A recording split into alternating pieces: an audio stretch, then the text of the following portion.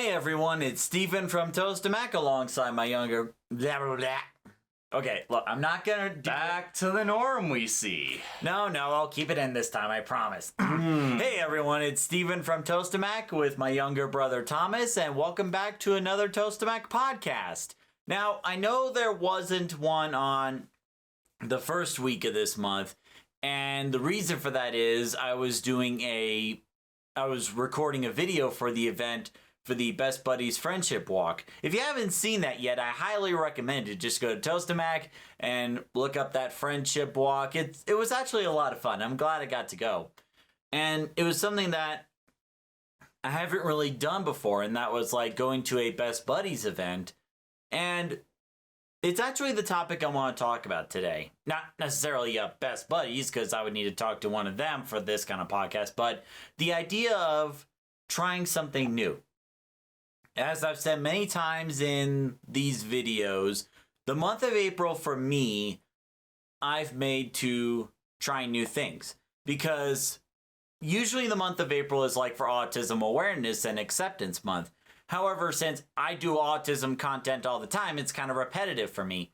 So every April, I would take the initiative to try something new, to challenge myself as a content creator and even as a person.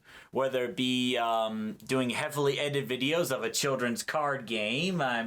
We had some fun time with that one. Oh yeah, and I totally won all of them. No, you did not. No, I won. You did not. Every single time. No. There were a couple times that you won. A couple. And a couple times where I won. I don't know about that. Are you really gonna make me put an info card on this to add to the playlist for Yu-Gi-Oh! Month? Is that what you're gonna make me do? Yeah, it's right there. Is that right? Or is it flipped? No, it's right over here. Let us know in the comments which one it is, because I'm pretty sure I'm right. Yeah, but if they're listening to audio, then they're not really gonna pay attention to it. Anyway, so the idea is like thinking about the idea of trying new things.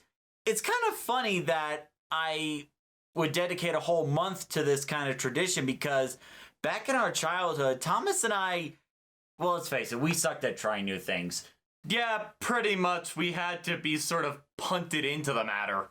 Face first. Well, maybe not punted in, but metaphorically.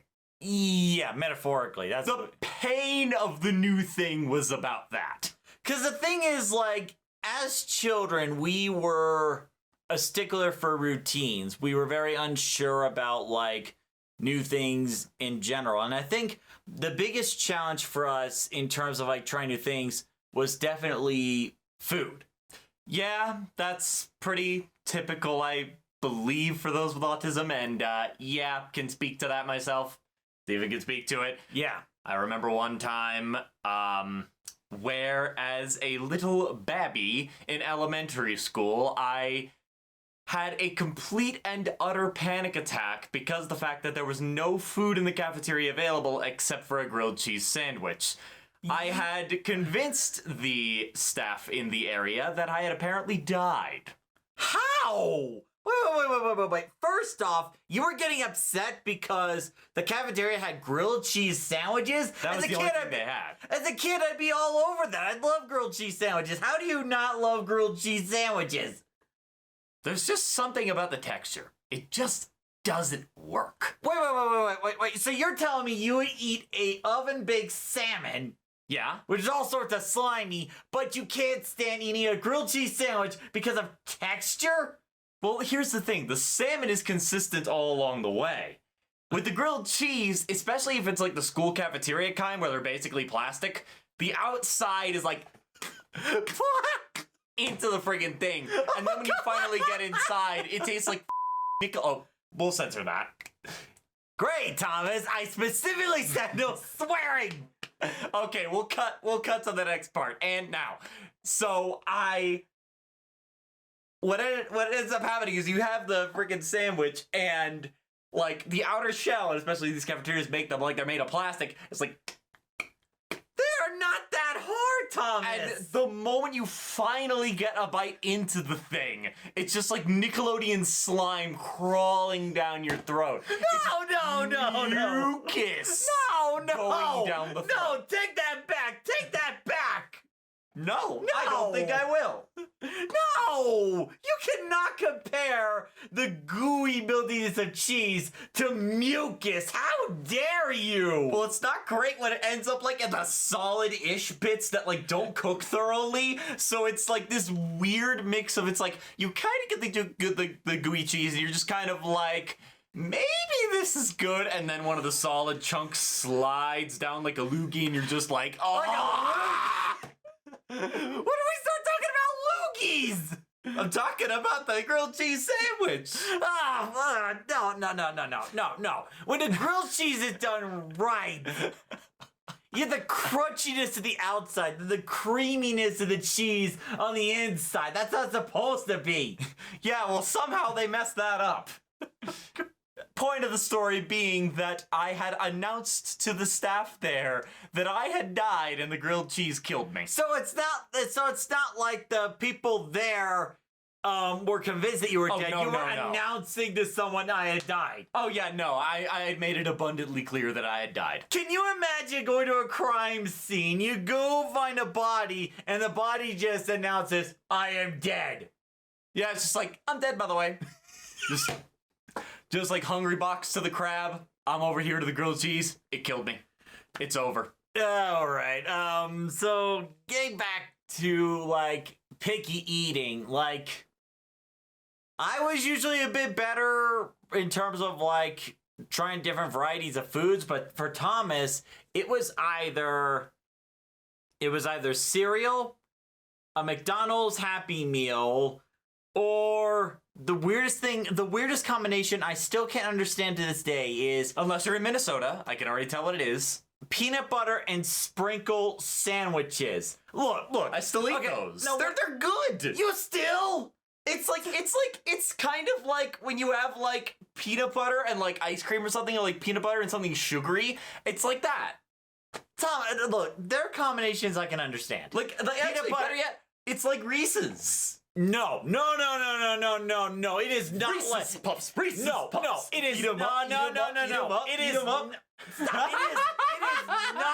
It is not like Reese's. Okay, but chocolate is mostly sugar, and the sprinkles are all sugar, so it's basically the same thing. No, they're not.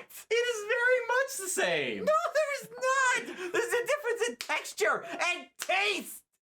No, okay, but it's okay. Then it's like if you took you stop for a minute. You stop for a minute. Take a Reese's and pour some sprinkles on it. Okay, so peanut butter and jelly is like the basic foundation. And then you have peanut butter and chocolate. That's a good combination. Peanut butter and banana, I can understand. Ew. Peanut butter and celery, I can understand. I tried that. That's unhealthy. That is? Celery takes away calories. I mean, I'm sure there's some use for it, but for me, it would be a terrible idea to eat. But like for weight loss, I thought you would want to eat celery. That's why all those cartoons made all the jokes about eating celery. So peanut butter and celery, I can understand. But peanut butter and sprinkles, I could never wrap my head around. Like, where did you get the idea of peanut butter and sprinkles? A complete and utter accident. I meant to put the sprinkles on something else. And accidentally put it on the bread and was just like, well, guess I'm stuck with this. It's kind of like when I discovered cereal and creamer.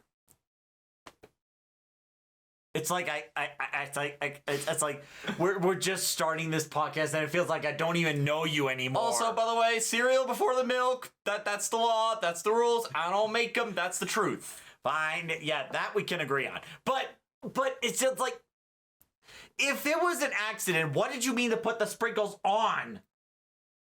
I honestly forgot. I want to say it was ice cream, but I don't know. So you're saying to me that you meant to put the sprinkles on something else, but you put the sprinkles on the peanut butter sandwich and you were like, I'll eat it.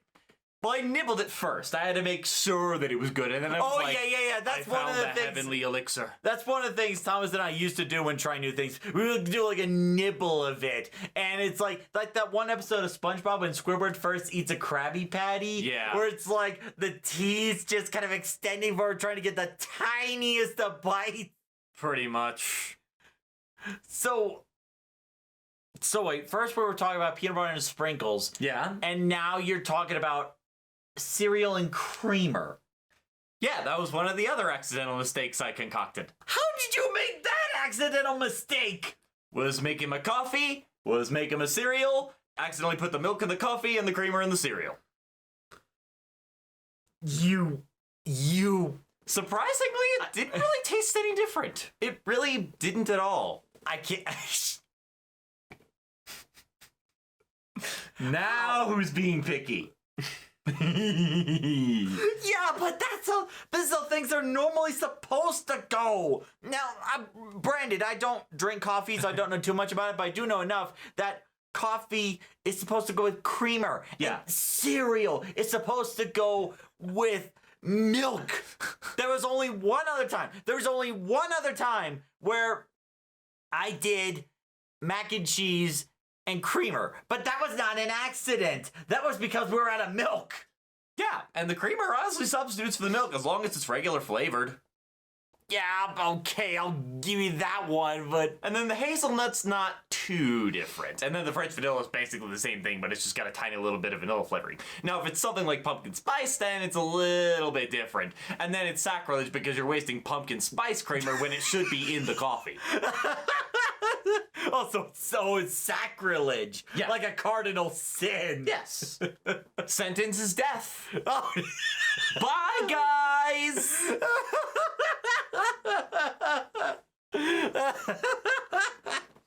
So, yeah, it was pretty bad in terms of, like, trying new foods. I'm trying to remember what eventually got us to start trying new foods willingly instead of having Mom constantly trying to bribe us. Mostly a lot of traveling and, turning the trying new foods into a habit. So eventually we kind of just did it subconsciously, whether we wanted to or not, and eventually it was like, there are actually some decent things we can find. Yeah, And I think that was the biggest thing, like making a habit of it. Like if you're just trying to force it, it's not really gonna go too well. It's like there's this voice in the back of your head that's gonna say, "Oh, this is gonna be bad. I already feel it." Yep. But when you make a habit of it, when you actually start like putting into practice, like making it part of the routine, the schedule, that's when it makes trying new foods become much easier. And I think the moment for me that trying new foods became easier was when I started watching stuff like Hell's Kitchen, Master Chef, where Gordon Ramsay would go into like all the details of like the chickens cooked beautifully or it's raw. And then talk about like the garnish and the cooking temperatures and the way you put seasoning. Oh yeah, and wasn't there one show? The one with the pastry thing. I remember that was a big one with desserts. Cake Boss. Cake Boss, yeah, that was a good one. Yeah, that wasn't a reality TV show competition thing like some of the other ones, but yeah, Cake Boss was when I started to understand what passion was all about. That I see this guy, Buddy Valastro, making all these kinds of cakes, not just because it's a job, but because it's something he's passionate about. It's something that he's been raised into by his family, and it's something he really loves. And that was the point I started to understand that a job doesn't always have to be a job. It could be something you really love and really care about, and it makes you go the extra effort. That's ideal, honestly, if you find a job like that. I never want to go back to retail. Oh. You and me both. I have stories on stories I can tell, but I'll save those for the live streams. Yeah, either that or maybe a podcast later on when I'm like... then I can tell the Jesus beard story and the chalky milk story. Okay. Mind if I tell the chalky milk story? Go right ahead. Okay. It's a Sunday in the McDonald's.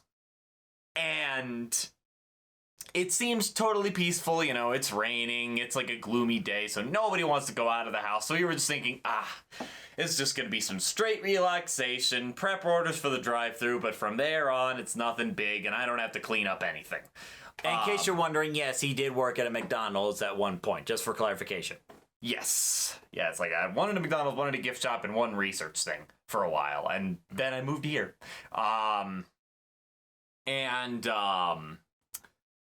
So someone comes bolting down the driveway of the McDonald's. Mm-hmm. And, like, barely parks the car in the space. I'm thinking, like, he was, like, about to double over with that thing. I was definitely a little bit scared. Walks in, like, I don't know if he was quite on something, or what was going on in his head, but this man stormed up like a commander on the battlefield through the door.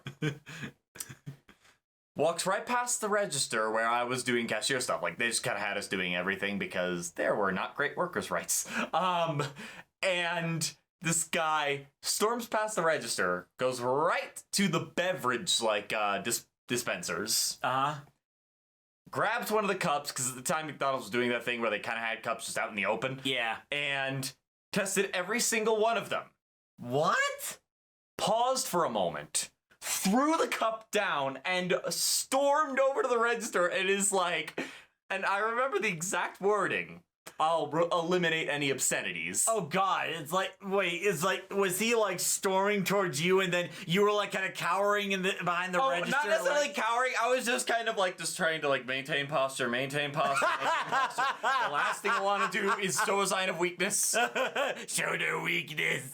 And so, again, obscenities removed. He goes, why is there no chalky milk in your beverages? What? He proceeds to go on a tirade about the lack of chocolate milk to all of the cashiers in the row. We are trying not to lose it. And he's going on like, this place is non-functional. You are not professional. You are amateurs. You are wasting your lives. And it's like, I'm just sitting here like... Finally, owner of the shop comes out and is like, all right, what's the matter? Because like we were setting for him, but it was kind of a situation of just like, I don't know. And so the guy's going on and is like, you know what? You guys need to close now. Like, straight up low tier cost style. And so she replies, okay, we'll close tomorrow. Thank you. He did not have a comeback. Having lost all the bravado he had built up, proceeds to sadly walk out of the McDonald's. All the machismo, all the bravado, gone. And all this time, you and the associates were just trying not to laugh. Just like, you guys were trying so hard that your eyes were turning red. Your faces were like one of us were about to cry. Like the cheeks were puffing up like a puffer fish. Yeah. And finally, the guy walks out. Exactly 2 beats pass. 1, 2. Everyone in the restaurant, customers included, break down laughing. No one could keep a straight face. You know, I'd be curious to see if someone was actually recording that, because I feel like that's the kind of video you would see all over Twitter or something. The obscenities he was using would probably get it taken down, but even then. Oh, yeah. Like, I have never seen someone, like, and we're talking about autistic folk here being picky.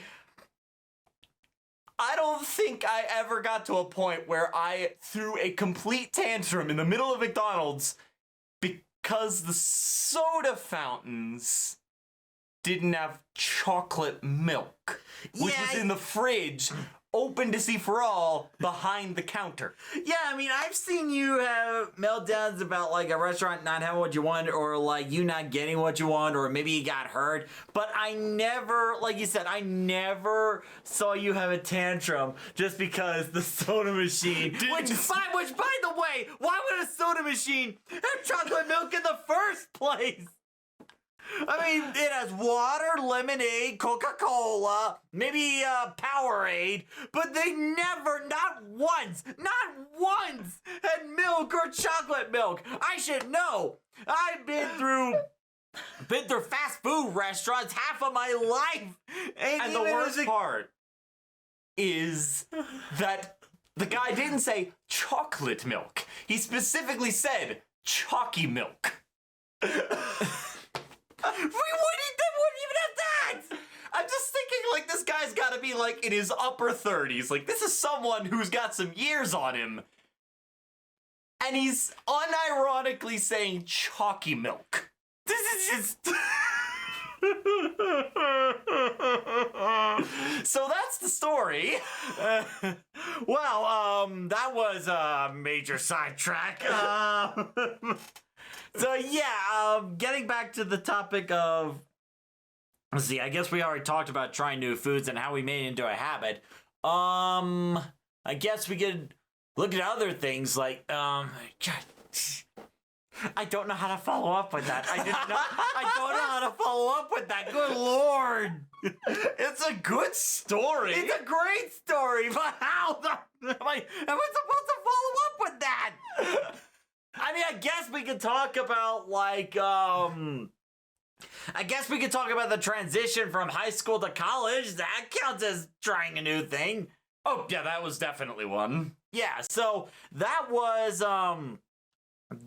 very interesting because with grade school, you don't really have to worry too much about going to places and, like, having to arrange what assignments need to be done at what time, because, like, you were basically assigned to a class, and in grade school, mind you, you were assigned to a class, and then you would be guided from one classroom to another to the next subject.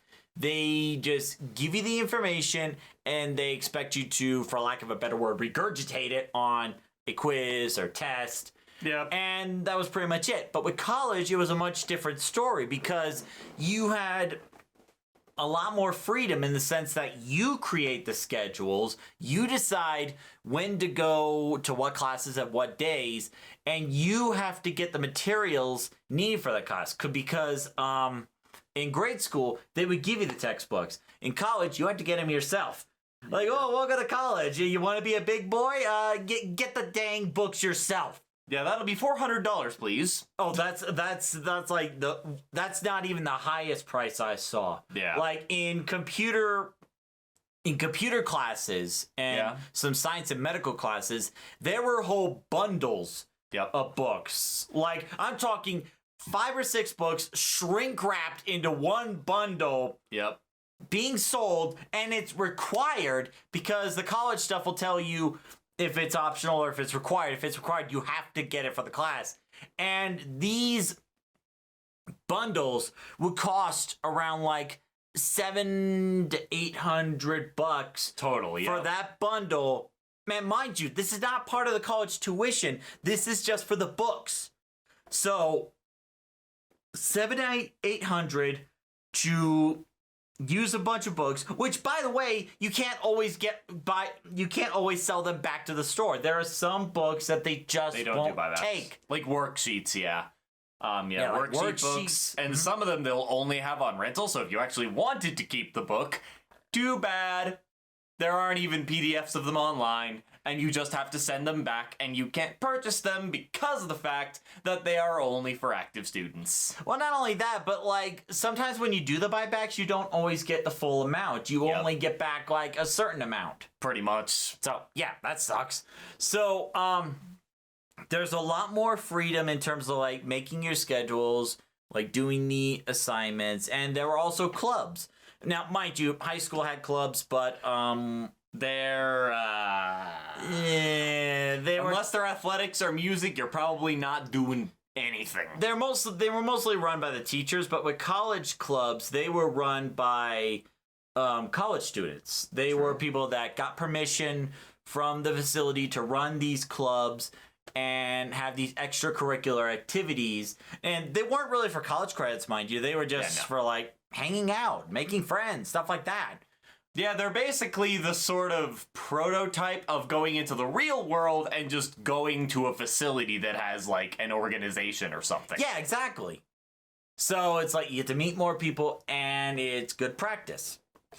Yep, and you technically do have to manage the financials if you're one of the leadership positions. Oh, yes, definitely. Especially if you're going to conventions or places. Because, like, there was an anime club I used to be a part of in Anne Arundel Community College. And they would plan to go to these conventions. And what we would have to do is we would have to pool in enough money for, like, the badges, the registration, the hotel room.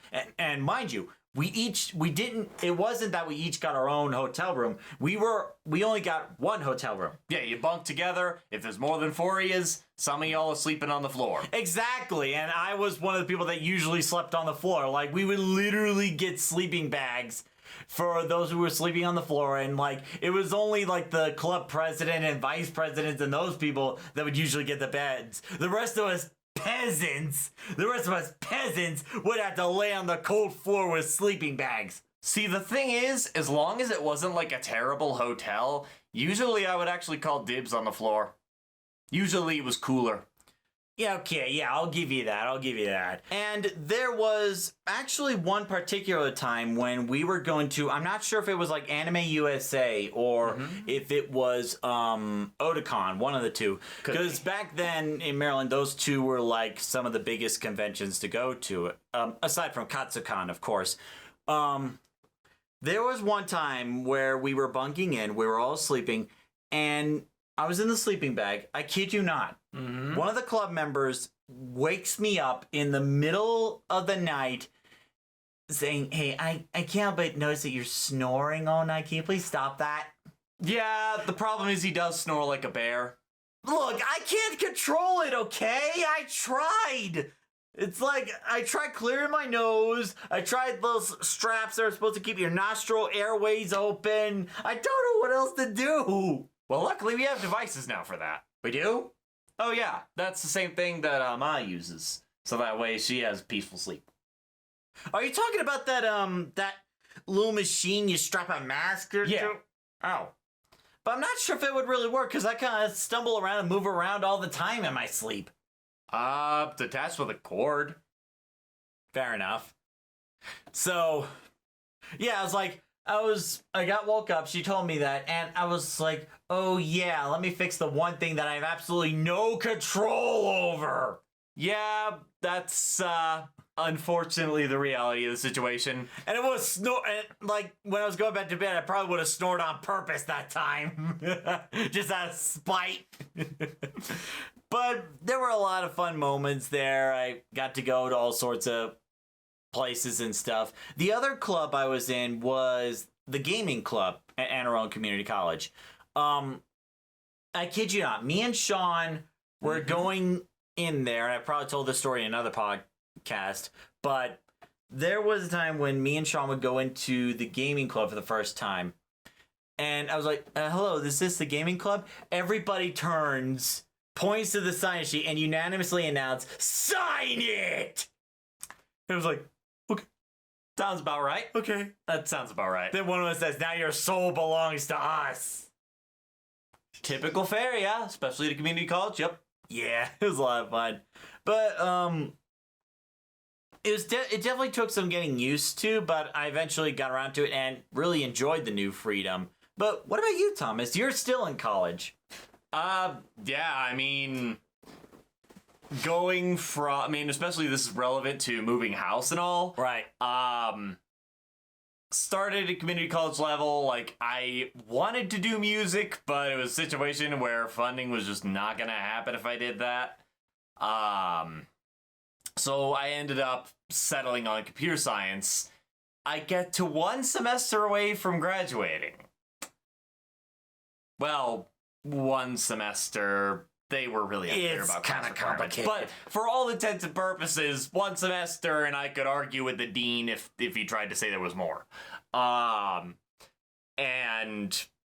then all of a sudden we're moving. Pretty big change. And lo and behold, I find when I get here, almost none of my credits count. Almost none of them? Well, I thought some of them counted, didn't they? Only for like the gen ed stuff, and then Okay. like some of the math I did, and one of the computer science classes. That was it. I would have to have spent basically 3 to 4 more years. Wow. Yeah. So at that point, I was just kind of like, well, at this point, revisiting that's not going to be very useful. I don't like programming as much as like I'm learning things about it. I still don't like it, and I don't want to do it. So you found an alternative then? Yeah, so I ended up, there was a game design degree, which is about the closest thing I could possibly convince for. So ended up going with that, and it has taken me on a lot of different paths I did not expect I would end up in. I luckily got to still do some music and theater stuff, thankfully, because Yeah, because that was always your thing ever since high school, if I remember correctly. ever since like I was a little babby. Oh, really? Yeah. And it ended up leading me into, different clubs, like a club we're trying to form, but technicalities and stuff, also COVID. And it ended up leading me to make several games now that are much better than the games I made when I was like friggin' 12 and didn't understand what the point of a game's plot was. Including the game coming out now, Split. Go check that out. I'm making you put it in. Really? Yes. I'm not sure if I would even be able to put that in. Well, maybe I did. Yeah. But point being, really, Right now I've got to put a timestamp on where to put that thing. Great. Thanks, Thomas. but sort of, it's ended up taking me to a lot of different places I didn't think I'd end up being. Like what? Like doing more like sort of clubs in theater and music, like finding an orchestra, but also finding that the scene around here for music is relatively new and young and admittedly inexperienced. So it's been a situation where I've had to introduce concepts I learned back in Maryland and sort of almost take a leadership position, as it were, teaching these concepts to musicians here. At this point, actually, I might even just investigate doing private lessons at some point. But between that, being able to do a lot more voice acting, even professionally to an extent, being able to, have more control over my own schedule, because the fact that a lot of game development stuff is a lot looser in terms of work schedule than, say, a typical computer science job, which is usually a typical 9-to-5er. Where with game development, it's loose, kind of flexible, but like, it's more like when your part of the project comes up, you're all hands on deck. But what happens when the project gets done then? If it's a consistent company that keeps its folks, then usually you move on to another project they're working on. Otherwise, then their job is done. And it basically comes down to, do they release another game? If so, do they keep you on as staff or bring you back? It's one of those things you just kind of get brought on every 3 to 5 years. Wow, that's actually something I never even thought about in terms of like game design careers, because I thought, like many others, it would be a full-time job, but the way you described it doesn't really sound too stable, does it? There can be full-time hours, yeah. It really depends on the position. It's something where it can be sort of a full-time thing, especially if you're programming or you're testing / QA, quality assurance. But things, especially in the art and design side, can be very hard to predict, and very much like, you might have a lot of control. You might get called in randomly for something because it's like, oh, we are adding this new feature. We need this group of people in this section of development to work really hard on this. Yeah, I'm not sure if I'd be able to do that, just being called in at the last minute. I hate last minute changes. Thankfully, thankfully, a lot of the time nowadays, especially after COVID, there's been developments to make things more remote with that. So that way it's just something like, oh, I just have all the programs on my computer upstairs. So it comes in, I'll just get a message over Discord being like, hey, we want to implement this. What parts of this can you work on? They pull up a Hack and Plan or Trello or whatever they use to plan out their tasks. And then you're just like, okay, I can do this, this, and this one. And then those become assigned to you. You take care of them from your remote position, and there you go. Right. So, in a way, it kind of sounds like we've come a long way in terms of trying new things. Because, like, I remember, like, we started out from, like, just a strict school routine, a limited diet, and also, like, we had to have these things done in this way. But now, like, we're doing all kinds of things. Like, I'm running a YouTube channel, you live stream on Twitch, I'm networking with autism and other special needs organizations. You're going into like game design, a bit of drama, some music. So it sounds like we're doing a lot more than ever, really. Yeah. Although I guess like not to bring too many points in here for people to friggin' remember or something, but one thing that definitely did help me was that when I was in high school, I mean, normally people would have sort of that same sort of strict schedule, and then in college they would just kind of be dropped in on the whole idea of making their own schedule and doing their own time management. We had a program that I was part of called the IB program. It was kind of a new thing at the time, and there were about 20 of us. It was very experimental. There was kind of like, let's try this and see if it works. And it was something that was done very globally as opposed to AP, which is like much more like, I don't know if it's necessarily US centric, but the way they do it in the US is very US centric. I think Billy and a few other high school people were also part of IB. Yeah, quite possibly. But what ended up happening was that we were granted something that some of us jokingly called Spectre status, basically just kind of like the Mass Effect thing, where I'm Commander Shepard, and this is my favorite YouTube channel on the Citadel. Subscribe! And Shameless plug-in. Well, it's our channel. We can chill on our own channel. Fair enough. Yeah, but what basically was all the facilities in the building, including staff ones, were open to us. If we wanted to go sit and have a coffee, we could go into the staff break room and have a coffee. If we, for example, had our schedule, and we could make our own schedule, so we would have different periods like of stuff there, and then different periods that were just open, where... Wait, and this was during high school? Yeah. You privileged, you entitled, spoiled little brat! Do you have any idea what I had to go through in high school? We were shipped from place to place like a package. Like mail sent from one classroom to another. We had to follow the teacher's instructions to the note.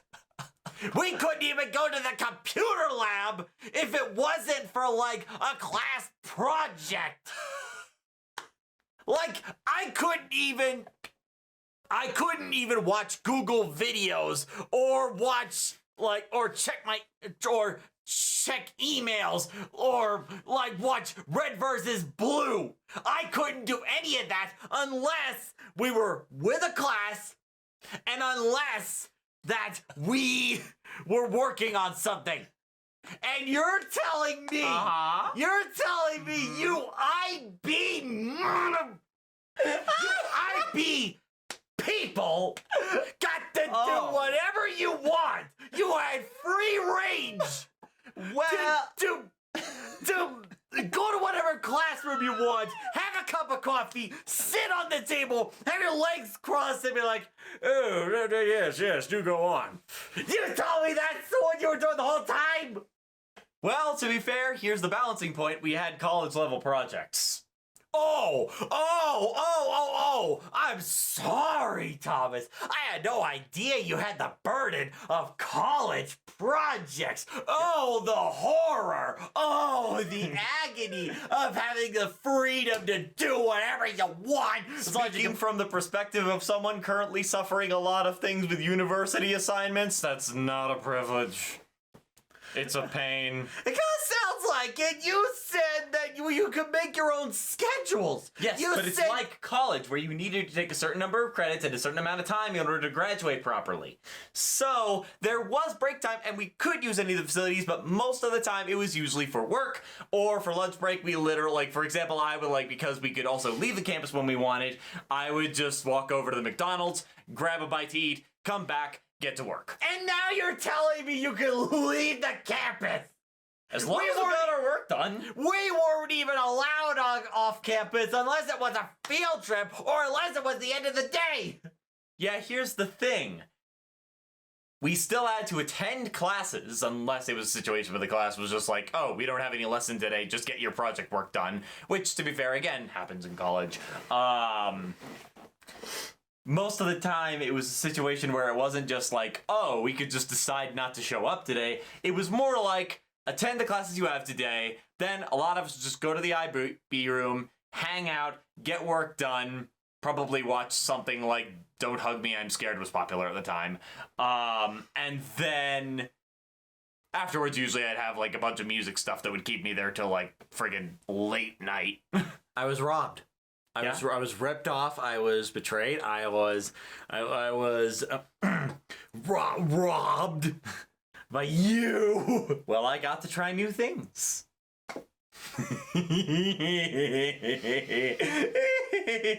I really hate that you took the topic of this podcast and used it against me to rub it in my face. You rub in my face how privileged you were back in the day. Meanwhile, I had to struggle for everything I had. You didn't think I struggled? I barely passed. Oh, you barely passed, huh? Look, I was a straight A student, and even with straight A's, I barely passed IB because, they have, 40-something marks you can get, and the minimum you had to get was, I think 24, and I got 25. Ooh, 25. You barely passed. Yeah. You privileged, spoiled brat. I never got any of this IB stuff. Probably look good on a resume, too. Not exactly. You don't use it much. It does give you a new sense of thinking. It doesn't really do much on a resume besides, opening jobs. Fair enough. Sheesh. Or entry level. That's the term. Yeah. So, God, what were we talking about again? Trying new things. The thing I got to do. Shut up, you. Just shut up. Just shut up.